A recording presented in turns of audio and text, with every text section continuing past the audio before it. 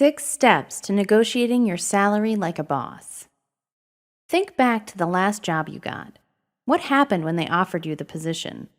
If you took the salary offered, don't feel bad. Approximately 60% of the population does, with the numbers higher if you happen to be a woman.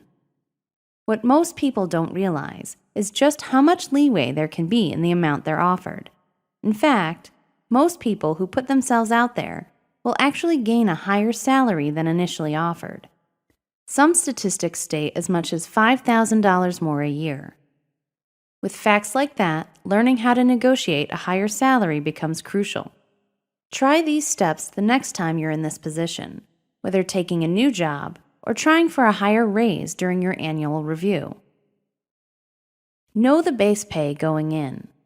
If you're not sure how much the position is typically worth, how are you going to know if you're being offered a fair salary? Do online research before you even go into the interview. Have some idea what is typically paid for people in this position. Consider the extras. It might be you're not looking for more money so much as you'd like to see other bonuses, such as extra days off, a better insurance package, or other benefits. Decide before you even start negotiations what perks are essential to you. Try outside help.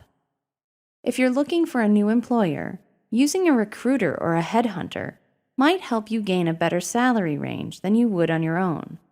They can also give you an idea of your value if you're looking to renegotiate your salary where you are now. What about your past performances? When talking salary, discussing your accomplishments reminds the potential employer of your value. This can be tricky to navigate, as most people don't want to sound like they're boasting. On the other hand, too much modesty won't get you where you want to go either. Aim for somewhere in the middle for the best success. Play hardball. If you feel like you're being severely undervalued, there comes a time when you need to stick up for yourself. Let the employer know you won't do it for less than insert specific amount you can live with. If your skill set is particularly valuable, you'd be surprised at how often this works, or at least opens the door for future negotiation. Use the bottom line.